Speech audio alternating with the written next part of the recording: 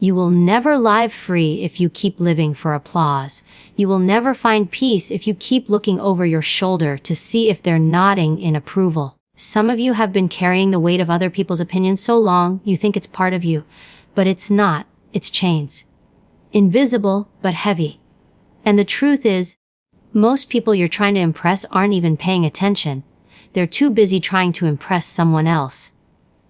And while you're bending, twisting, and reshaping yourself to fit into their expectations, you're losing the one thing you can't replace.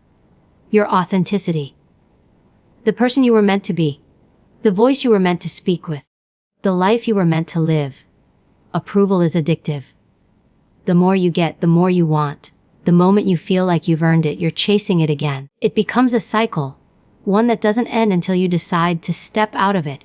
The people you think you need validation from are not the ones who will live with the consequences of your choices. You are. That's why you've got to stop living for their claps and start living for your calling. There's a difference between being respected and being liked. And if you have to choose respect, because respect is built on truth, and truth stands even when the crowd turns its back. Every time you chase approval, you give away a little control. You let other people decide how you should feel about yourself. You allow their mood to dictate your worth. That's a dangerous place to live. You're standing on unstable ground because people's opinions shift like sand in the wind. Today you're a hero, tomorrow you're forgotten. Today they cheer you on, tomorrow they whisper behind your back. That's why the strongest people, the ones who cannot be moved, are the ones who root their value in something deeper than human applause. Detaching from the need for approval doesn't mean you stop caring about people. It means you stop being controlled by them. It means you can listen to advice without being enslaved to it. It means you can hear criticism without crumbling under it. It means you can stand alone in a room full of disagreement and still know who you are. That's power. That's freedom. Because when you're no longer hooked on their affirmation, you're free to do what's right, not just what's popular. You've got to ask yourself, how much of your life have you traded away for approval you didn't even need? How many dreams have you abandoned because someone rolled their eyes? How many times have you stayed silent when you should have spoken, just to avoid the possibility of being disliked? You see, the problem is not that people have opinions. They always will. The problem is that you keep letting those opinions outweigh your own. You keep treating their voice like the final authority on your life. But here's the truth. You're the one who has to live with your decisions, not them. If you keep living for applause, you'll always play it safe. You'll always do what's comfortable. And safe doesn't build greatness. Comfortable doesn't change lives. Playing small doesn't inspire anyone. Some of the most impactful people in history were not the most popular in their time. They were misunderstood. They were criticized. They were called crazy. But they didn't bend to win approval. They stood to live in truth. That's why we remember them today. Stop asking, will they like me if I do this? And start asking, will I like myself if I don't? That's the question that matters. Because the truth is, approval can be given to you one day and taken the next, but self-respect, that stays. Self-respect is what allows you to walk with your head high even when no one is clapping. Self-respect is what makes you unshakable when they try to tear you down. And self-respect comes from living in alignment with your values, not their preferences. There will be people who don't understand you. People who criticize you. People who think you should be doing something else, being someone else, living somewhere else. Let them talk. Let them think. Let them have their opinions. They're entitled to them, but they're not entitled to run your life. The moment you stop chasing approval is the moment you take your power back. You're no longer reacting to what they do or say. You're no longer trying to mold yourself into their image of who you should be. You're free to be you, fully unapologetically, and without the chains of their expectations. Power isn't just about what you do. It's about what you don't do. It's about the moments you could explode, but you don't. The moments you could lash out, but you hold your ground. The moments you could let anger run wild, but you keep it in your grip. Anyone can act tough when things are going their way, but strength is measured when the pressure is on and the heat is high. That's when you find out who's really in control, you or your emotions. And if you can't master your emotional responses, you're handing the keys of your life to whoever pushes your buttons. The truth is, most people aren't destroyed by what happens to them. They're destroyed by how they respond to what happens. A comment can't ruin your day unless you let it. An insult can't break your confidence unless you believe it. A setback can't derail your life unless you decide it's the end. And yet, too many people give away that kind of power. They get baited into arguments, tricked into overreacting, and manipulated into losing focus. That's not strength, that's surrender. When you master your emotional responses, you make yourself untouchable. It's not that you don't feel anger, frustration, or hurt, you do. But you don't let those emotions dictate your next move. You don't react impulsively. You respond deliberately. Because you understand that reaction is about them, but response is about you.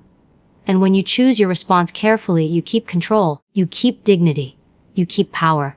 Think about how many situations could have gone differently in your life if you had just paused before speaking, if you had taken a breath before sending that text, if you had chosen silence instead of a heated comeback. That pause is where your strength lies. That pause is where you shift from being a puppet pulled by emotions to being the one pulling the strings. Without that pause, you're just another person on autopilot, living at the mercy of whatever feeling is strongest in the moment. You've got to train yourself to see provocation as an opportunity, not a threat.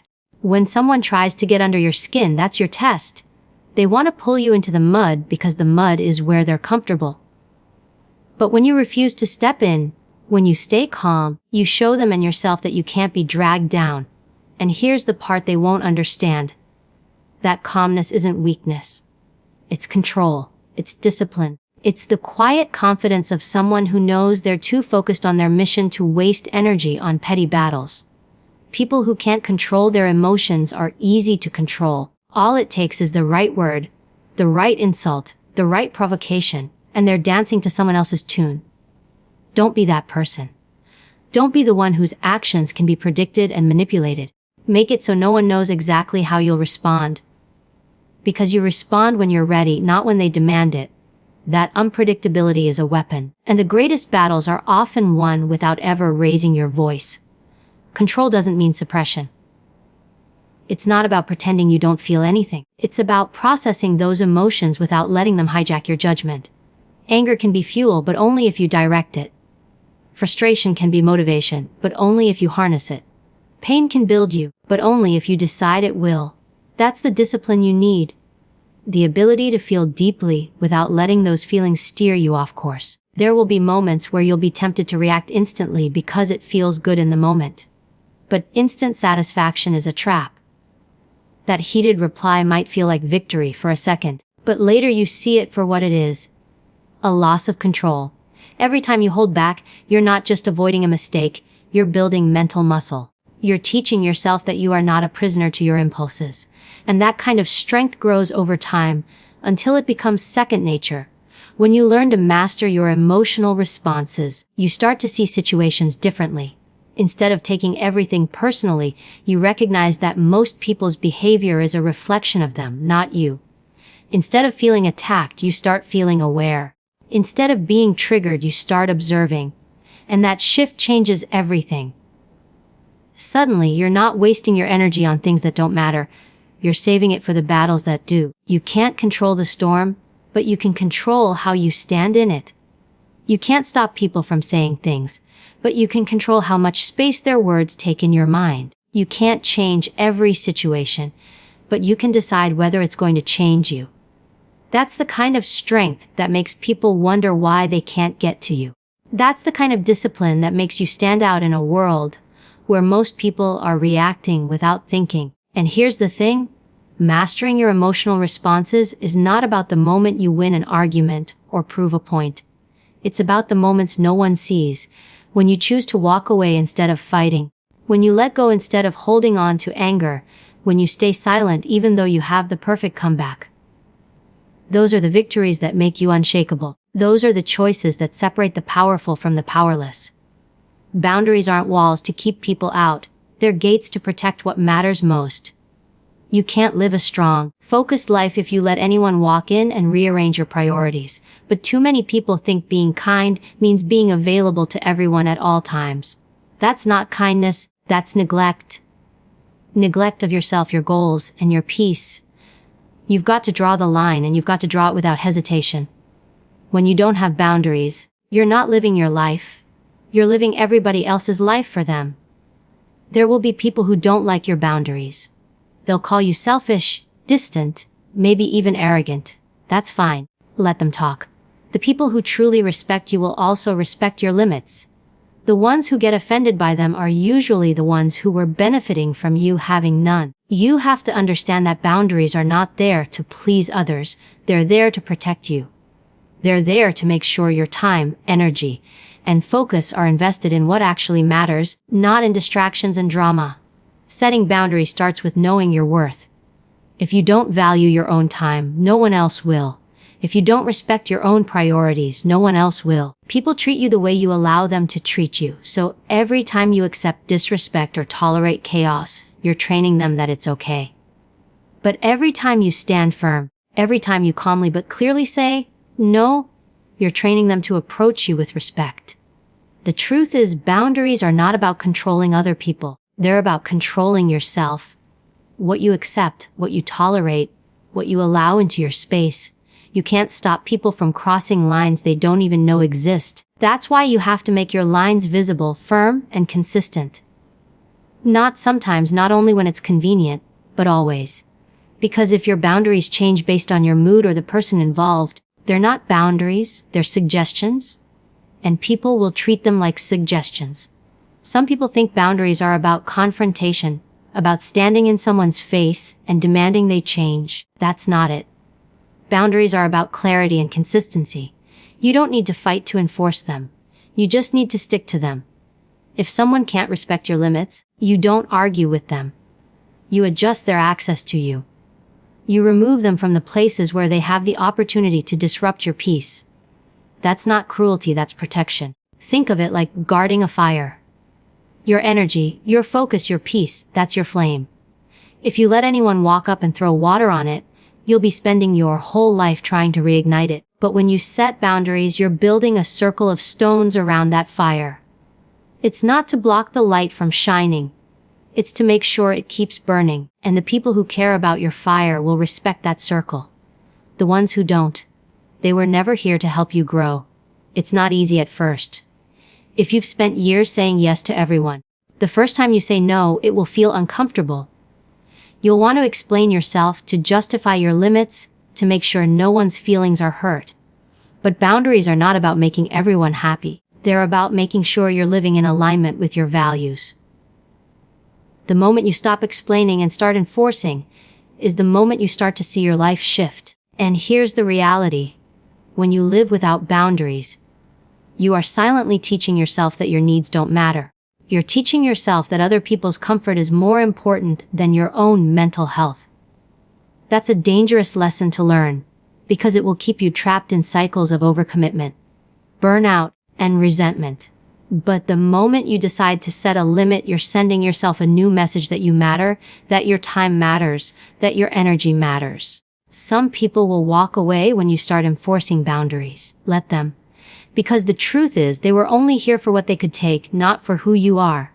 The people who truly value you will adjust, adapt, and respect those limits. And those are the people you want in your circle. People who don't just tolerate your boundaries but honor them. Boundaries are a filter. They sift out the ones who drain you and let through the ones who build you. They're not about isolation, they're about elevation. They make sure the people and situations in your life are aligned with where you're going, not pulling you back to where you've been. Without them, you'll constantly find yourself stuck in other people's storms, fighting battles that aren't yours to fight, carrying weights that aren't yours to carry. The more you respect your own boundaries, the more you start to attract people who operate the same way. People who respect themselves naturally respect others. People who have control over their own lives don't feel threatened when you take control over yours. And the more you surround yourself with those people, the less you'll have to fight to protect your peace. Boundaries are not a one-time decision. They're a daily practice. Every day you will face choices that either reinforce them or weaken them. Every day you will be tested. But every time you choose to protect your peace over pleasing others, you're building a stronger version of yourself. And over time, you'll notice something. The tests get easier, the resistance gets weaker, and the respect gets stronger. Because you've shown the world how you expect to be treated, and the world has learned to listen. There's a simple truth that can save you years of frustration. You can't control everything, and you're not supposed to. You can't control the weather, the market, other people's opinions, or how life decides to throw a storm in your path. But you can control how you show up in that storm. You can control your effort, your attitude, your preparation, and your response. Too many people waste their energy wrestling with things they'll never be able to change, and then they wonder why they feel drained, defeated, and stuck. You have to learn to take your power back by refusing to fight battles that are not yours to win.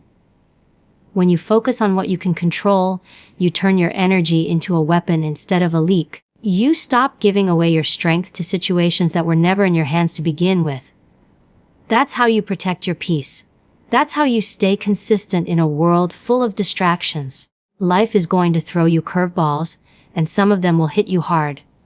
You can't stop that. You can't stop people from lying about you, opportunities from falling through, or unexpected problems from showing up on your doorstep. But what you can stop is the way those things own you. You can stop giving your emotions over to every little thing that goes wrong. You can stop letting outside events dictate your internal world. It's about discipline. When something happens, you pause. You breathe. You ask yourself, can I control this? If the answer is no, you let it go. If the answer is yes, you take action. It sounds simple, but most people don't do it.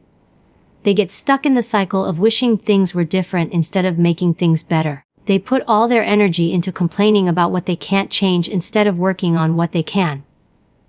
That's a choice. And that choice is the difference between moving forward and staying stuck. Control is about perspective. Two people can go through the same situation, and one will see it as the end of the road while the other sees it as the start of a new path. The difference isn't the situation, it's the focus. If you choose to see what's in your control, you'll always find a way forward. If you choose to dwell on what's not, you'll always find a reason to stop. Think about it like steering a ship. You can't control the wind. You can't control the waves. But you can control the sails. You can adjust your course. You can choose whether to let the storm sink you or push you toward a new shore. But if you waste your time yelling at the ocean, the ship doesn't move. You stay in the same place, getting tossed around, until you either sink or get rescued. And if you're waiting for a rescue, you're giving someone else the power over your destiny. That's not living.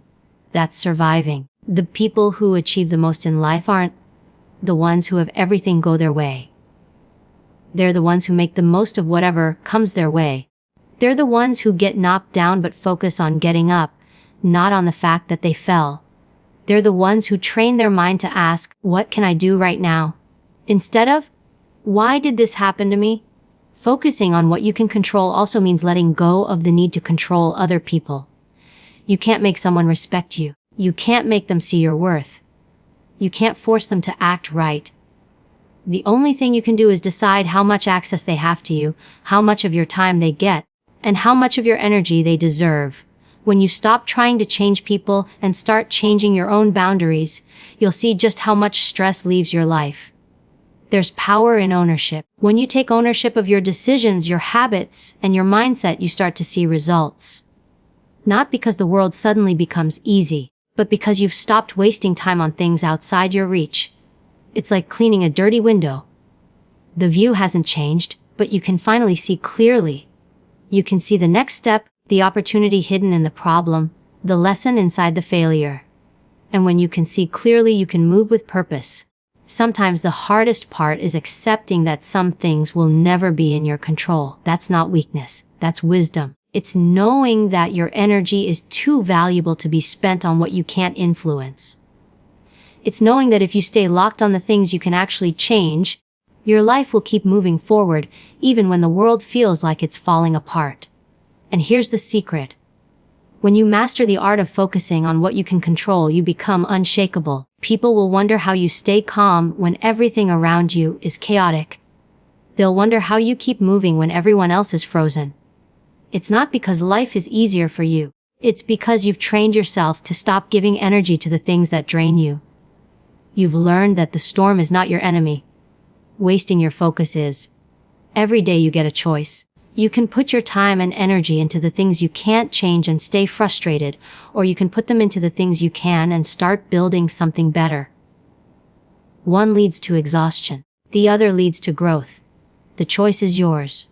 And the moment you choose to focus on what you can control, you take back your power, you take back your peace, and you take back your life. Your peace is the most valuable currency you'll ever own. Not your money, not your job, not the approval of the crowd. Peace is what lets you sleep at night. Peace is what keeps you steady when the world around you starts shaking. And yet, most people give it away for free. They hand it over to gossip, to drama, to every small offense and every loud opinion that doesn't even matter in the grand scheme of things. They let other people's chaos become their own chaos. And then they wonder why they feel so heavy, so restless, so drained. If you want to live strong, you have to guard your peace like your life depends on it, because it does. Without peace, your judgment is clouded. Without peace, your vision gets blurry. Without peace, you can't hear your own thoughts over the noise of everyone else's. People will try to bait you into battles you don't need to fight. They'll throw their problems onto your back because they don't want to carry them themselves.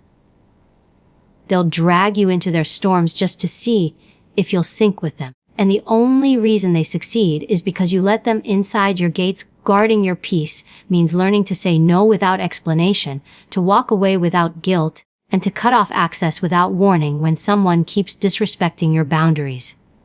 It's not about being cold, it's about survival. Because if you let the wrong people get too close, they'll eat up your time, your focus, your energy, and by the time you realize it, you'll have nothing left for yourself. You can't give what you don't have. You can't lead when you're running on fumes. Protecting your peace is not selfish. It's essential. Understand this. Not everyone deserves a seat at your table. Some people only come to take the food, to drink the wine, to enjoy the warmth, but when it's time to build or clean or fight for you, they're nowhere to be found. You have to recognize who adds to your peace and who takes from it. The people who add to it will speak life into you, will bring calm to your storms, will make your load lighter. The ones who take from it will always have you on edge, will fill your days with noise, will make you question your worth. If you're serious about guarding your peace, you have to start choosing who you allow to stay. Peace also means controlling the environment you put yourself in. If you're always in places that drain you, don't be surprised when you feel empty. If you're constantly scrolling through negativity, don't be shocked when your thoughts start sounding negative too. What you feed your mind becomes your reality. What you allow into your space becomes your atmosphere. Guarding your peace is not just about people. It's about what you watch, what you read, what you listen to, what you tolerate. Every single one of those things has the power to lift you up or weigh you down. Some people think guarding peace means avoiding challenges or living in denial about problems. That's not it. Guarding peace means facing challenges without letting them control you. It means handling problems without letting them poison your spirit.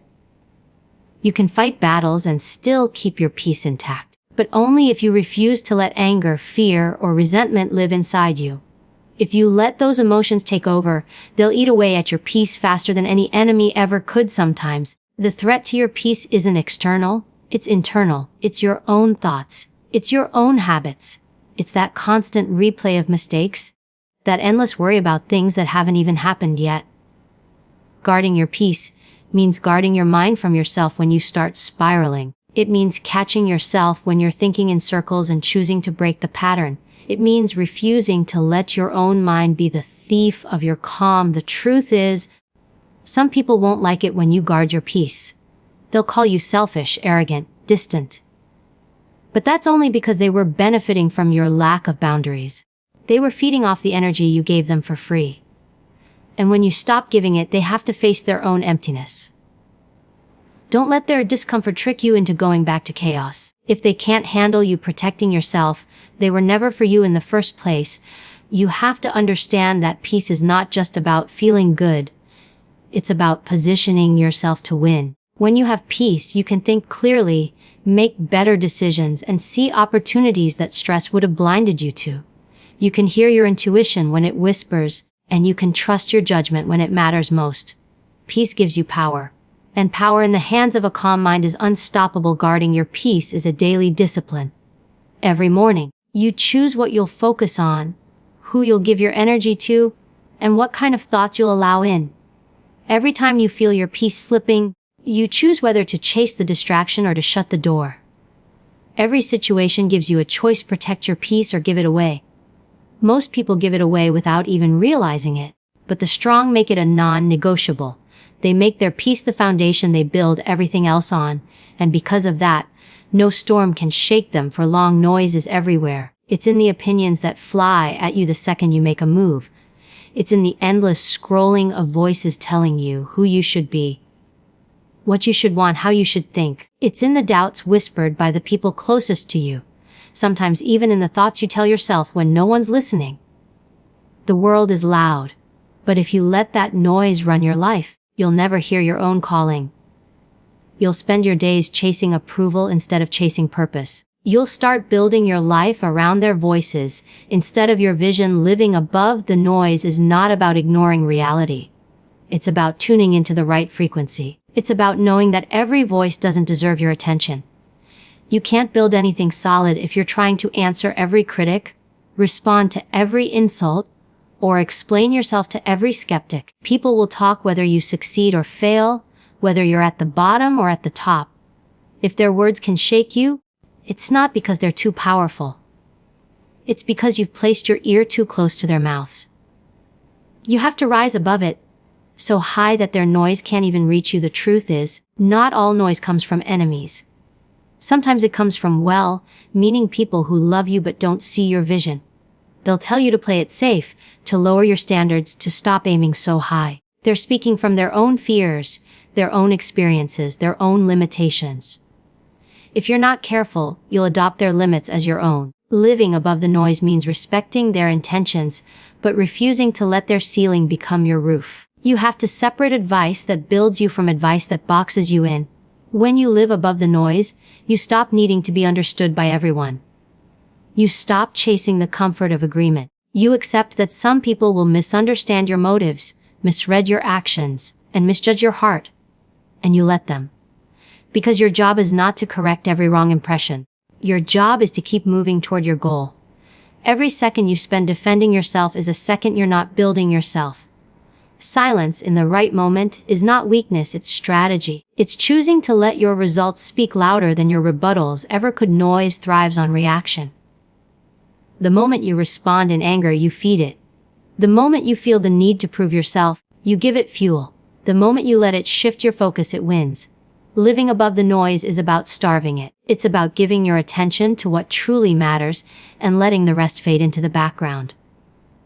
If you keep your eyes on the destination, you won't have time to get distracted by the barking dogs along the road. They can bark all day, but they can't change your path unless you stop walking. Sometimes the loudest noise is your own doubt. It's the internal voice that questions if you're good enough, ready enough, strong enough. That voice will echo in your mind every time you step into something new. And here's the thing, you can't wait for that voice to disappear before you move forward. You silence it by moving forward anyway. Action is the volume control for self-doubt.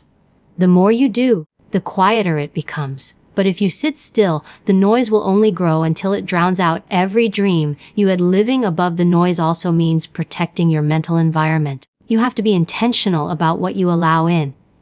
The books you read, the conversations you have, the media you consume, they're either lifting you higher or pulling you lower. Every time you let negativity in, you're letting the volume of the world rise inside you.